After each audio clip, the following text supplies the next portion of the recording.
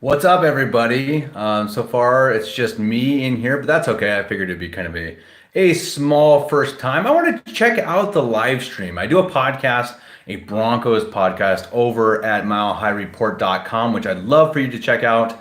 It's called Broncos and Bratwurst. And again, milehighreport.com is the place to check it out. It's a very one of a kind type of a show. I think we really dive into the more psychological side of the Broncos and the NFL. And you can find that tomorrow. It'll be going tomorrow afternoon sometime and every Monday following that show. So it'll be Broncos and Bratwurst podcast every Monday on milehighreport.com. You can find that on Apple, iTunes, Spotify, pretty much everywhere where you can find music or podcasts.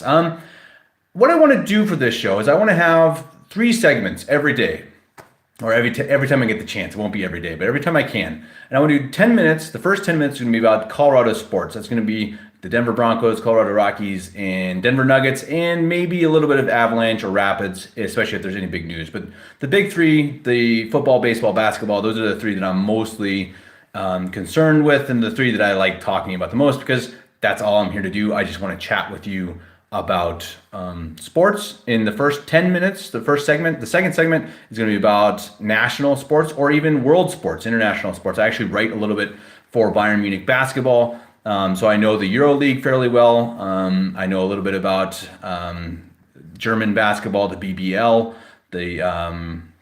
I know a little bit about Adidas Sports. I covered a little bit for them with skiing, as well as other outdoor sports like rock climbing and trail running even. So we might get a little bit into that. My final segment of the day, or every time I record, will be to talk about whatever the heck I want. It could be to talk about travel. I just came back from Vienna late last night. No, I'm sorry, Monday night. Time flies. And I maybe travel tips, talk about cities I like, maybe talk about movies, talk about books, whatever. Pretty much a free for all in the last 10 minutes. So that's something that if anyone's watching, which I see one person watching, so thanks. It's probably my mom. Whoever's watching anyway, thanks for watching. And the last segment will be anything I want. And if you want to talk about something, you want me to talk about something, hit me up. And if I have any idea of what the topic is about, then I'll run with it. So it's kind of a free for all show. I'm going to just wing it. It's kind of a new platform for me, so I think it'll be fairly interesting. You can see me sitting in here in my room in Schmidham, Germany. Schmidham. I talk like such an American yokel. Schmidham, Germany. It's a little south of Munich. It's about 45 minutes south of Munich, out in the cow pastures. I'm out with the cows. Beautiful, beautiful place. You can see the Alps just from a 3-minute walk, and you can see the Alps. Amazing, amazing location. Here with my wife. Been in Germany for almost 3 years now, and it's awesome. The language is really hard, but other than that, it's been a great experience, and I really enjoy it. So that's a little bit about me. Again, I'm Kevin Gillikin. I have a little bit of a history in the Denver sports scene. Again, as I write for milehighreport.com, do a little bit of podcasting for them as well. I interned at 104.3 The Fan, which I'm sure most people know. So I was with Mike Evans and Joel Klatt at the time. So I know those guys a little bit. And now I get to stay up till 3 a.m. to watch my favorite sports teams play. The Rockies fortunately play a day game tomorrow for opening day, and I get to watch that starting at about 9 p.m. my time. So it'll be in a little bit of a late night, but not too bad. It'll be up till about midnight probably. But some games, like the Broncos night games, I have to get up at 3 o'clock in the morning. And especially since I write and do a podcast about them, it's kind of a necessary thing. And either that, or I guess sometimes I get the Game Pass and I just do the no commercials video, which is pretty dope. It's pretty legit. So I try to stay up, but not always. Anyway, opening day fortunately starts at 9, so it'll be a bit of a late night, but not too bad. Anyway, okay. I'm not going to ramble for this segment. That's my third segment. Third segment's about rambling and talking about whatever I want. So the first segment I want to talk, first of all, let's talk about a little bit of the Broncos. Again, you can listen to my podcast over at milehighreport.com. That will be coming out tomorrow and then Mondays regularly. And obviously right now it's the end of free agency. The Broncos had a really, I think, fascinating free agency. They went out and got obviously their new really expensive right tackle in Juwan James, who's the highest paid right tackle in the history of football. We'll see what he can do. He's had really mixed reviews. People don't really know what to think of the guy. He's a very athletic, really talented, but he hasn't really proven enough to be the top right tackle in football, top paid right tackle in football. So the jury is out on him. I don't love the move, but if Munchak and Fangio and that group can get the best out of him, it could be a great pickup. And it's hard to say at this point. Aside from him, they also went out and got Kareem Jackson from Houston, who's a guy I've been pounding the table for all offseason. I love that pickup. I love Kareem Jackson. I think he's a tough, multi-dimensional guy. He can play safety. He can play cornerback. And he's a guy who's going to bring a lot of that energy and toughness and dirtiness that Aqib Talib had, and that I think they've been missing since they lost Talib and T.J. Ward and other guys like those two. And so if, sorry, I think I just got a comment. I got to watch my comments here. Nope. This is new to me, so I have to see. I got a notification, but I wasn't sure if it was YouTube. Anyway, Kareem Jackson, then they went out and got Bryce Callahan from Chicago, who obviously is a really good fit with Fangio.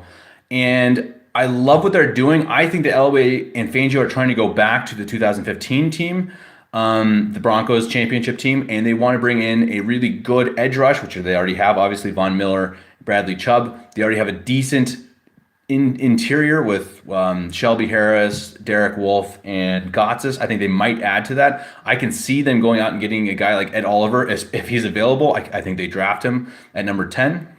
He's a guy who could really change things on the inside.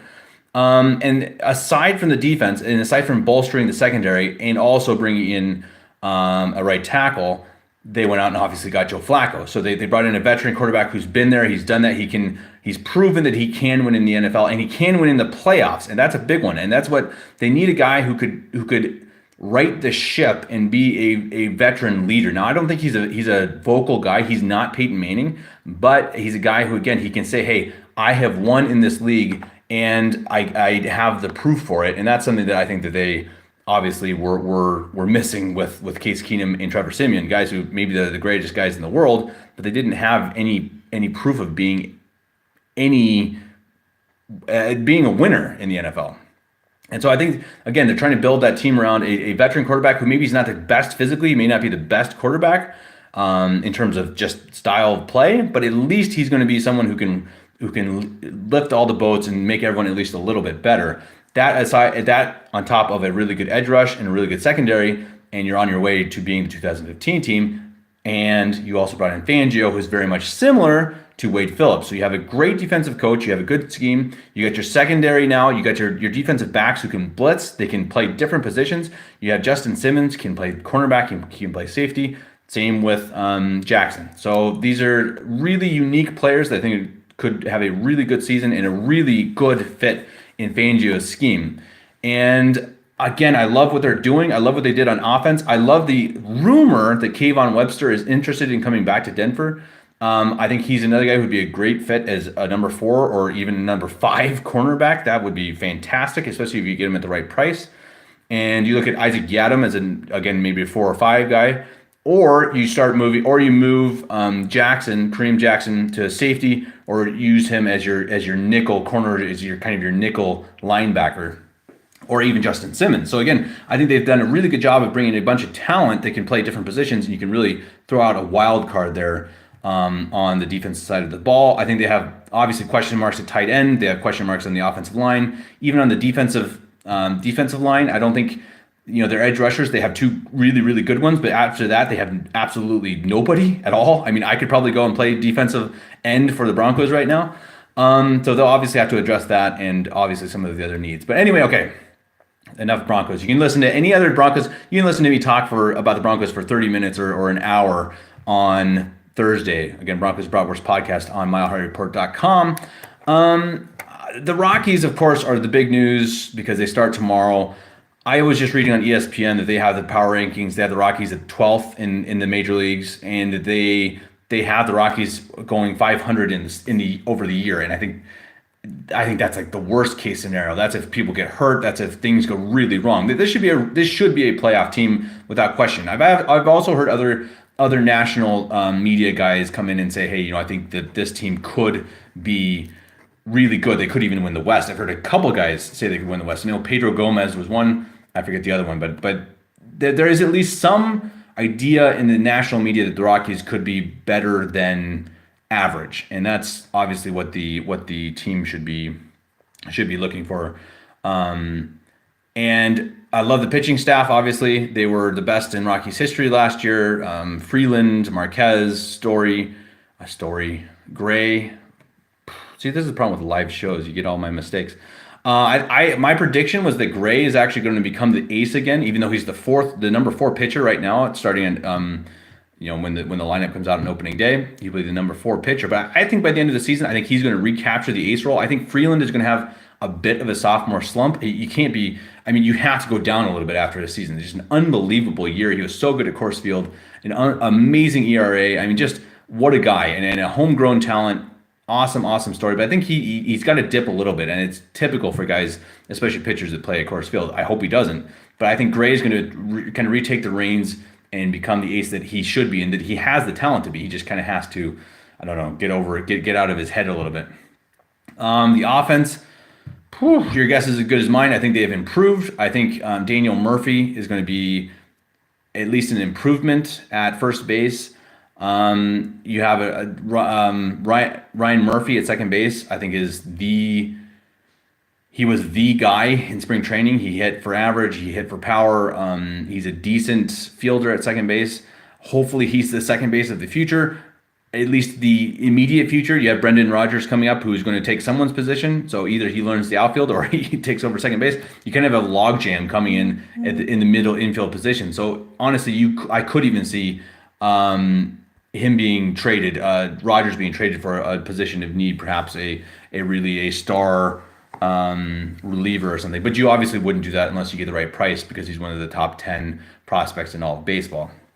Anyway, I'm excited to watch the Rockies. I think they're going to be a fun team to watch again. I think they're going to have Arenado, who's always just unbelievable. He's my favorite player of all time. I'm so unbelievably happy he signed. I mean, I think that was the happiest moment I've had in sports since the Super Bowl win in 2015. And even then, I mean, that was great, but the Arenado signing was just it makes me joyful. It makes me happy. I love watching him play. And it would have been heartbreaking to see him in the black and white pinstripes in New York, which was probably where he was headed, if not back to Colorado. So it's unbelievably awesome. The Rockies, I might live stream tomorrow night, either during or after the game, but since it'll be late, my wife will be in bed. We'll see. But I'll try to have my reactions about the game, if not shortly after, then tomorrow morning, when it'll be in the middle of the night for you guys back in the U.S.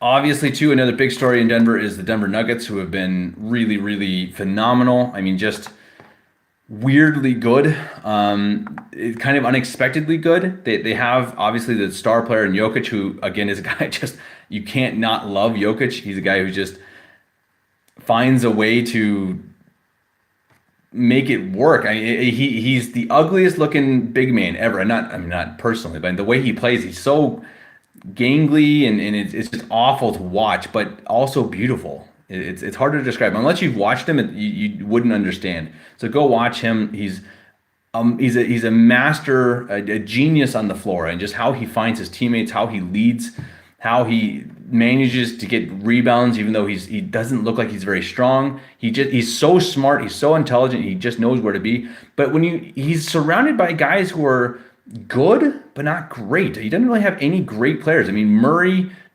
is really talented, but he's not great. I mean, Gary Harris is good. I mean, Paul Millsap, good. And they're a team that's really kind of overperformed, I think. And I think that in the future, in the next couple of years, I think they'll be really a very, very good team. They should be top 3 team in the West. But this year, they came out kind of early. They came out faster than people expected. And I would not be shocked if they really, really bomb in the first round of the playoffs. I mean, that's hard to imagine. I mean, it's not fun to imagine. But I think it's possible and even likely, because they have so little playoff experience. I think that Jokic especially is getting worn out. I think he's really tired. I think that they may have already peaked, unfortunately. I hope they kind of find the next crescendo and they peak again. But I wouldn't be shocked if they get run out even in the first round. Hopefully not. We'll see. But watch them. I mean, they're a joy to watch, especially Jokic. I mean, he's such a fun guy, and the way he messes around with his teammates and with kids after the game and stuff, it's really fantastic. So we're really fortunate in Denver to have three teams that are at least entertaining. And the Rockies and Nuggets are going to be in the playoff contention no matter what. They're going to be, I think, in that conversation all year. And the Nuggets obviously have been already. And the Broncos are the Broncos. So even if they're terrible, they're still the number one story in Denver sports, and they always will be, as far as I know. Even though I have to admit, I think, boy, when I was in broadcasting school, I had a show and I predicted that 10 years from then at the NFL would barely exist. And I was wrong, because I think that was now 2013. So that's already 6 years, and I don't see any sign of the NFL slowing down at all. So yeah, mea culpa, my bad. Sometimes I'm not all right there. Okay, my phone keeps buzzing, but I don't think it's YouTube, because I don't think I have any viewers right now. That's all right. You have to start from the ground up, right? And again, the first time doing this, I'm kind of learning how this entire thing works. Trying to see even how I share as I go. By the second or third time, I'll be a genius with this thing.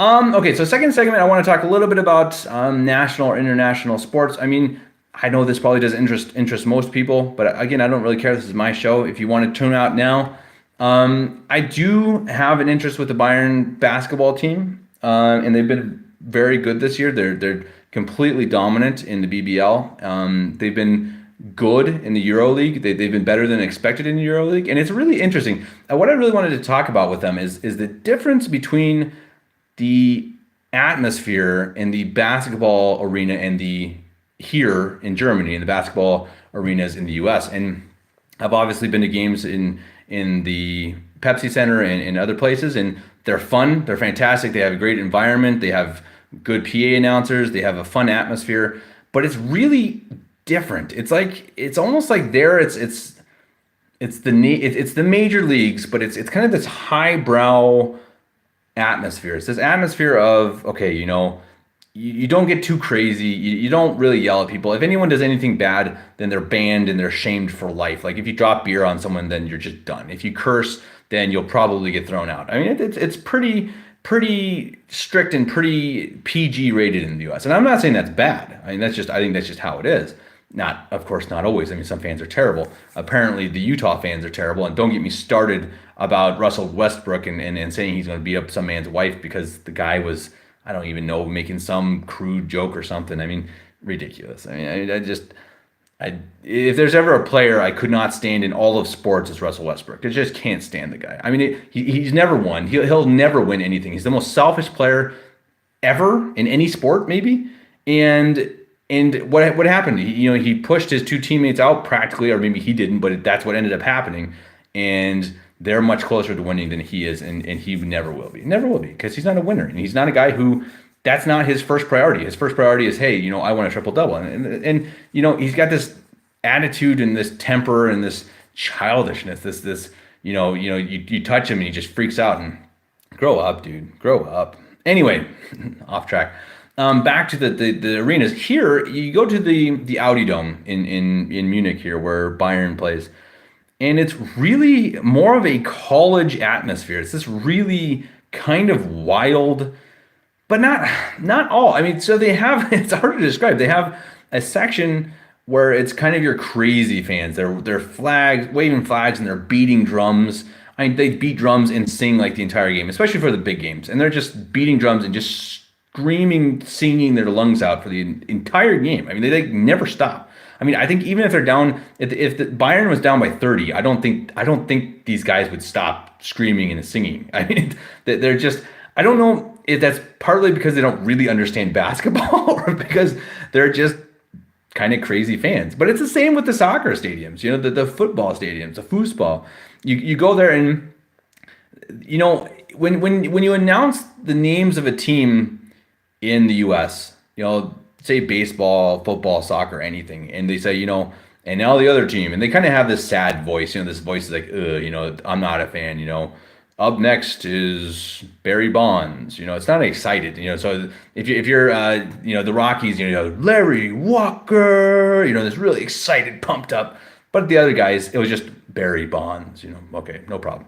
Okay, now here, when you announce the other players, so I guess the PA announcer doesn't do anything differently. He's like, okay, and now Barry Bonds, and the entire stadium screams as loud as they can, asshole. And it's just crazy. I mean, it's so different. I mean, they're really jumping up and down and singing and chanting like the entire game. It's tiring. You see why soccer is like 90 minutes and only a 15-minute break in the middle, because you get worn out in the stadium. And like the sport or not, you should definitely go, if you're ever in Europe, go to a soccer game, because it's a total different experience. And even if you don't like the sport, I don't love the sport. I mean, it's okay. I like it in the big tournaments, the World Cup and the European Cup, because those are fun. Those are exciting. The drama and stuff is really fantastic. But go to a game, because it's really, really fascinating. And you don't have to go to a Bayern Munich game because the tickets are crazy and they've been sold out for like 100 years or something like that.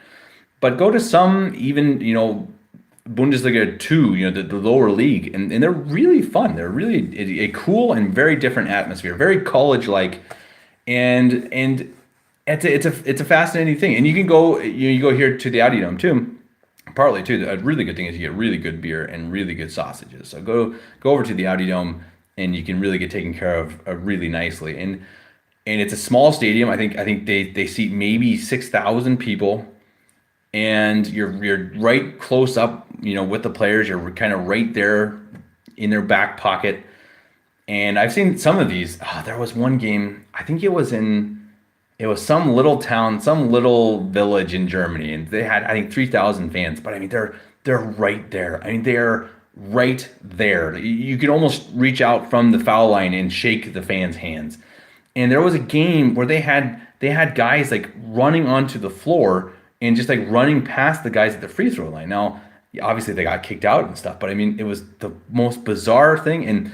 And the crowd started getting the other players really pumped up and really aggravated. And it was really strange. I mean, something I've really never seen in the NBA. And in the NBA, you have different craziness and excitement and drama, whatever, but it really unusual. So again, if you're ever in Germany, definitely check that out. And also, a soccer game is definitely worth seeing. Other things in national sports, I don't even know. I mean, it's hard to say with the NFL in the offseason. I don't think any team has gone out and done something that was mind-blowing. I'd say Joe Flacco is one of the biggest moves of the offseason for any team, honestly. I mean, other than that, I mean, there's not been any huge trades. Free agency, I think some teams have gotten better, some teams have gotten worse, but it hasn't been exponential. It's been fairly small. I think in the AFC West, I think the Raiders are going to be interesting. I guess that's big news. I guess obviously Antonio Brown went to the Raiders, so okay, that's big news. I guess I'm just not an Antonio Brown guy. I mean, he's a really good player. He puts up a lot of stats, but he's another guy like Russell Westbrook. He's not a winner. He's just not a winner. He's not a guy who puts the team first. He's not a guy who seems to want anything but to be about me. And so I'm not a fan. I mean, Le'Veon Bell, kind of similar, but I mean, I get it that you don't want to risk your livelihood for a 1-year contract. That's selfish, but it's different. I get it. That is a business decision. But what Antonio Brown does, it's just, I don't know. It rubs me the wrong way. But yes, the Raiders should be better with him. I mean, Carr and Brown, that'll be an interesting 1-2 combo. Bell went to the Jets, which was funny. He posted a tweet, and I forget what the money was, but something like, what did he get per year? 12 million or something. I don't remember. And he said, he got offered 12 million to play with the Jets, and he's like, like a weird, like a thinking face, and like, I think I'll need more than that to play for the Jets. Kind of like, wink, wink, I'm not going there. And then he ended up going to the Jets for that amount of money. It's awesome. I mean, and you see that these guys, unfortunately for them, they don't have the leverage that they think they do. Even a great running back like Le'Veon Bell, running backs, they grow on trees in a way, and not as good as Bell, but I mean, he's one hit away from ending his career, and he's a couple from ending a season. I mean, the older you get, you're just not likely to do anything unless your name is Frank Gore, who I think he's 36 or something, and he's still playing in the NFL. Crazy. Some guys are just kind of freakish that way, but yeah, I mean, other than that, yeah, I mean, of course, there have been other moves, but I don't see a team, at least in the AFC, that's done anything to blow my mind. I mean, I think Kansas City's gotten worse. I think they've lost some of their defensive stars, and D Ford and a couple others.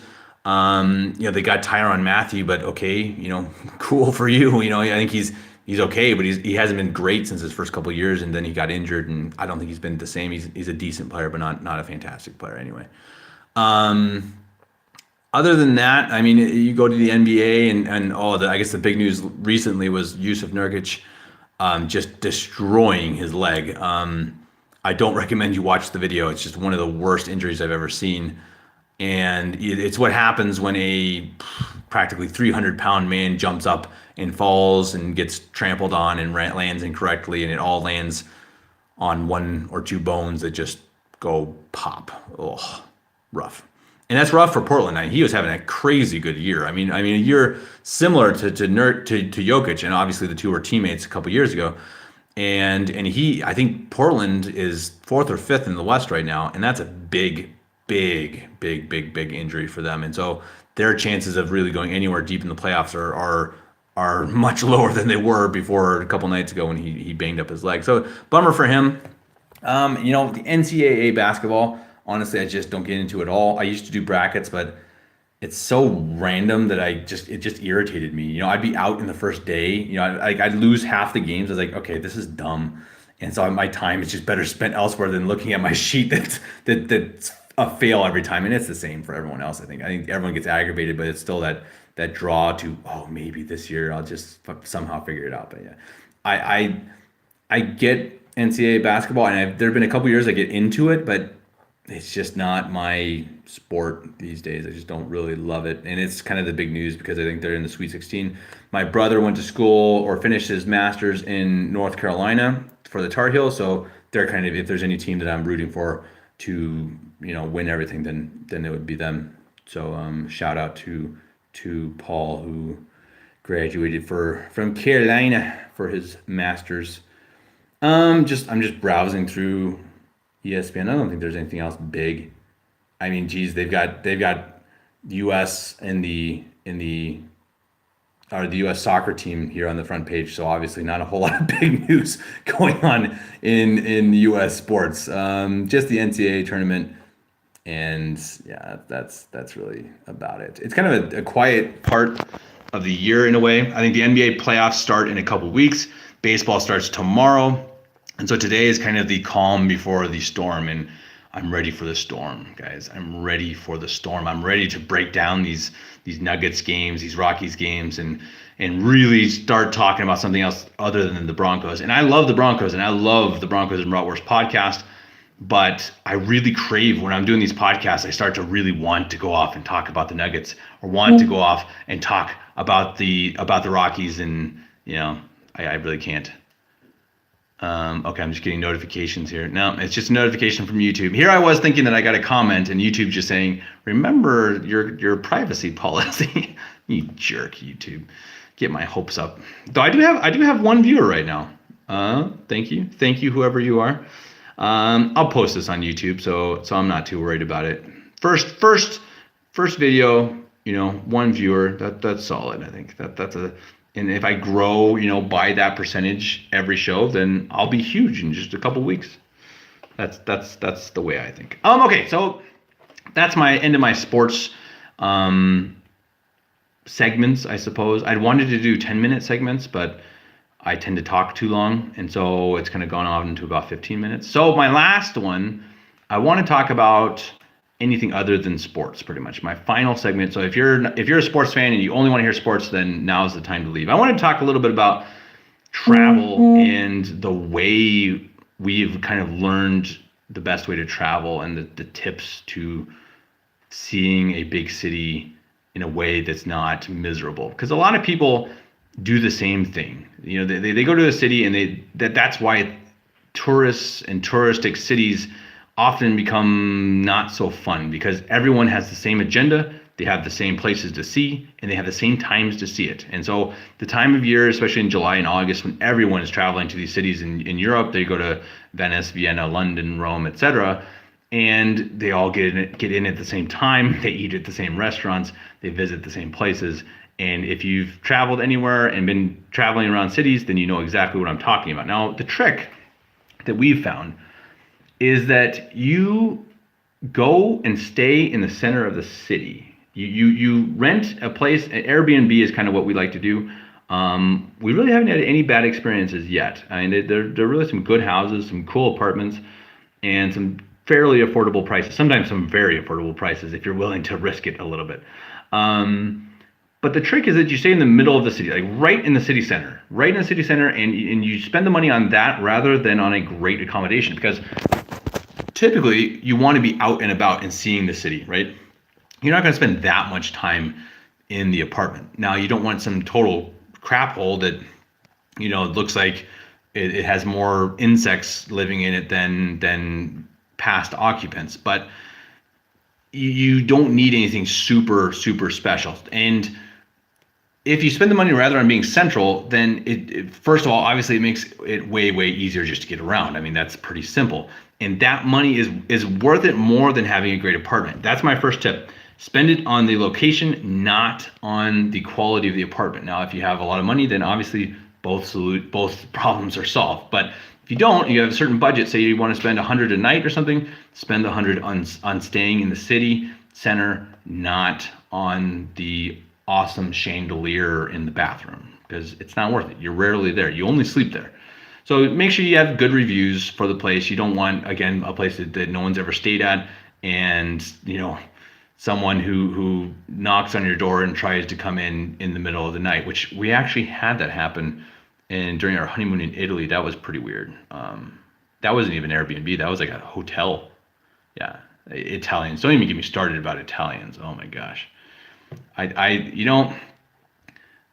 going off a little bit, but it's on the same talking about travel. I mean, you think that tourists are the worst. When you're a tourist, you still think tourists are the worst. And I'm less of a tourist now since I've lived in Germany for 3 years and I've traveled around Europe a lot more than a lot of people. I'm really fortunate that way. So I get really pumped. I puff out my chest and say, I'm not a tourist. I'm a traveler. I live over in Germany, so I'm kind of one of the European residents. That's kind of what goes on in my brain, at least. And so I always thought, okay, these tourists are just terrible. We would go to Prague, and you're elbowing your way through crowds, and that's no fun. And you go to Paris, and it's kind of slummy, and there's people everywhere, and kind of stinks. But then we went to Naples and to the Amalfi Coast, and we spent some time on Ischia in Ireland. And I tell you, after spending time in Ischia, I was so ready to see some American tourists. I was so sick of the Italians, because our idea was, okay, let's go to Ischia, not Capri, because Capri is where all the American tourists go, and we don't want the American tourists. We wanted to go with the Italians. I can tell you right now, it's better to spend time with the American tourists than it is to spend the time with the Italians. I mean, at least the Southern Italians. They were loud, and they were rude, and we're on buses, and they're screaming at each other across buses, and they don't speak a word of English, and they don't try, and they don't care. They don't seem to like you, and they're always shouting, and it's just kind of the culture there. And the place is beautiful, but in August it was so crowded, and it was so hot, and there's so many people. We came back to Germany, and I was just like, I breathed a breath of fresh air, and I was like, man, this is amazing. This is amazing. Okay. Anyway, and so my tip number 2, after my first tip, which is stay in the city center. Tip number 2 is to get up as early as possible to see the sites that you don't need to see open. So if you want to go to a museum, obviously they won't open until about 9. But the trick is, and this is really enjoyable if you do it. You get up at around 7 o'clock, you go out, you have a coffee, you have some breakfast, you kind of wake up a little bit, and then you just walk around the city, and it's empty. Every place we've done it, it's empty. You go to Venice, you go to Vienna, and there's no one up. All the tourists are still in bed. Maybe you have a few people walking to work, but not that many people work in the city center, not enough to make it crowded.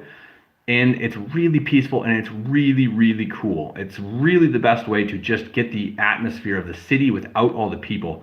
And that's really tip number 2. To go in the morning and don't worry about sleeping in. I mean, you can have a relaxed vacation, but if you want to see a city, then get up early in the morning, go to bed early, or just don't sleep at all. Because city sightseeing, you have to get up before the crowds. If you don't, it's just not that fun. I mean, we were in Vienna this last weekend, and we got up early one of the days, I think Sunday, and it was great. It was really cool. I mean, it was just us practically in all the market squares around all the buildings. We just had a coffee, had a nice breakfast, got to walk around practically by ourselves in the city. And it's a really, really neat way to experience it. And then by about 11 o'clock, you really could barely walk through. You really could barely walk through. I mean, it was so crowded. It was just like, okay, it's not really fun anymore. So the trick to do then is when you find something on the outskirts, you find a vineyard up in the mountains, or you find a castle outside the city, and that typically works pretty well. Or what we want to do when we go to Rome, which we might do in May, is you go see the sights early in the morning, and then you go back to where you're staying, cook a nice meal, relax a little bit, rest up, and then go back out in the evening and night, because especially in Italy they have a really nice evening and night atmosphere with the bazaars and the markets and whatnot. And that's kind of our plan. And so I guess with that case, you kind of want at least a nice kitchen in the cheap flat in the center. So we may have to pay for a little bit more money, but in the end, I think it's worth it, because that's something to remember too, that if you want to see a city, and I know especially Americans, they love just going out and seeing as much as they possibly can in as short a time as possible. And I get it, because in America, you have so few days of vacation, and so you have to get as much in as you can. But especially if you have some time, it's just best you've got to relax a little bit. You have to take a little bit of time to enjoy the food, to enjoy the atmosphere, sit down and just soak up one place for a couple hours. One place, enjoy the people a little bit, enjoy people watching a little bit. Don't always just be walking around, because eventually you wear yourself out, you get crabby, you get grumpy, and you're like, this city wasn't that great anyway. And it's an important thing. Just seeing as much as you can. If you see a ton of things, it doesn't really sit with you as well, because it's like, think about it. If you read a really good book and you read it as fast as you can, so that you can read another great book. Okay, great. You can say, hey, I read that book. But do you remember anything about it? Maybe a few of the main points, but you didn't really experience the book. You didn't really get to soak in what they're trying to tell you, what the story is about. And it's the same with a city. You have the cities tell you a story. They tell you something about the history, about who's been there, who's lived there, who lives there now. And if you just rush through it and you go, bam, bam, bam, bam, bam, let's go and see this museum and this church and then this church and then this statue and this museum. It brushes the other things out of your brain. And so you need to pick the most important things you want to see, the things you really, really have to see, and you schedule around that, and you say, okay, we want to see them, and we'll find a time to see them. And you will. You'll find a time. It'll work out. And then otherwise, walk around, see the city, enjoy the sights. Don't stress out about it. Don't think you have to see everything. Even if you see everything, you don't experience everything. It's better to experience one or two things well, rather than to see 10 things and barely experience them at all. That's my main advice for the day. So that's the tips that we found in traveling around Europe, at least. And some of the cities I've seen have been unbelievable. And I hope that in this year and the years coming, we'll see even more cities that just blow my mind, and people and cultures and history that are just really, really neat. And if anyone's ever in Munich, then please hit me up, and I'll go see a city with you, and we can experience it together as we've learned to experience it, and not as an American tourist will experience it. And that's pretty much all I have to say for the day. So thank you to the one person who's still watching, and to anyone who's watched. I'm going to publish this on YouTube. If it gets views, it gets views. If not, I enjoyed talking to my YouTube sports and travel diary. So You guys all have a great, I don't know, afternoon. What is it now? Afternoon, evening. It's about 7:40 now in Germany. I'm going to go see how my wife's doing with painting our kitchen cupboards. That was her project while I did this. So maybe that's part of why I decided.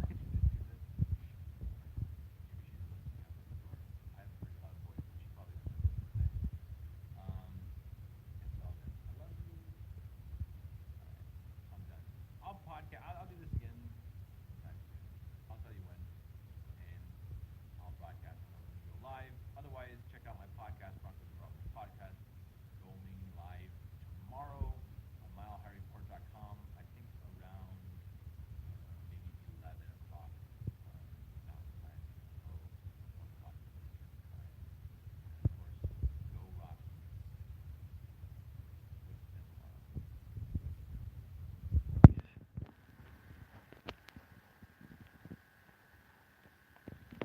Oops. I have to figure out how to end this. It's such a good sign out too.